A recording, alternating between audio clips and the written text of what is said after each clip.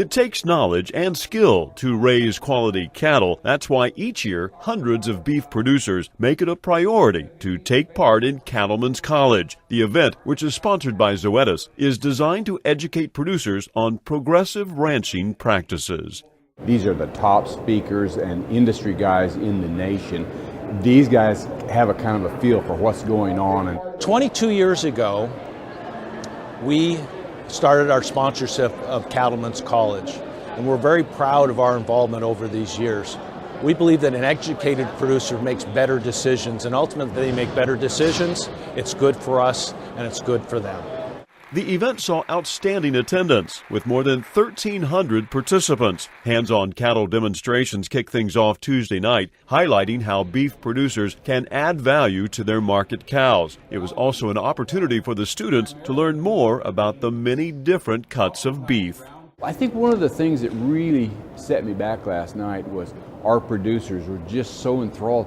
I didn't know that's where the baseball steak came from. I didn't know that's where a tri-tip came from, or rib steak or that. And so they were really interested in what the cuts of meat were and where they came from on the body. And so we thought it was a home run on helping our ranchers understand where the different cuts of meats are.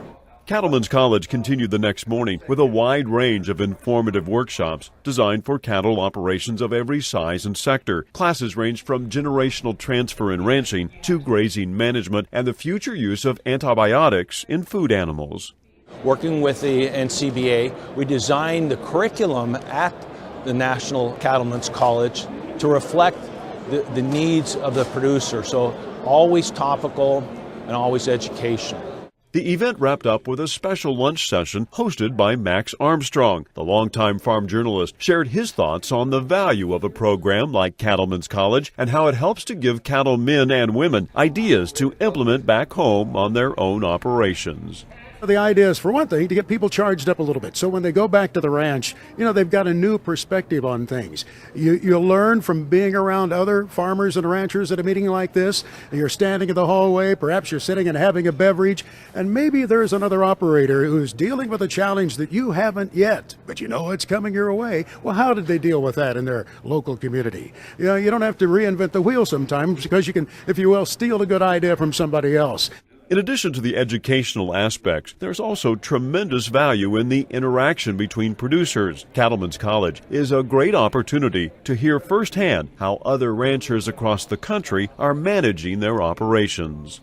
I think that's what you need. If you don't get out and hear what everybody else is doing in the world, you kind of get in your own little shell, and there's no place better than to come to this convention and meet progressive people from all over the United States and visit with them and rub shoulders and see what they're doing and what they're thinking, and then kind of go home and get rejuvenated and start looking forward to coming back next year.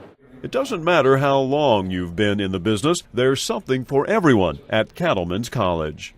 I've taught at the university for 35 years. I don't think I've ever seen producers as hungry for information as I've seen in the last couple of years. If I wouldn't come here and go to Cattlemen's College, I'd almost feel like I'm out of touch in the industry. They put together such a great line of speakers, and if there's only one place I could go every year, it'd be to this convention. Reporting from San Antonio, Texas, I'm Matt Fleck for NCBA's Cattlemen to Cattlemen.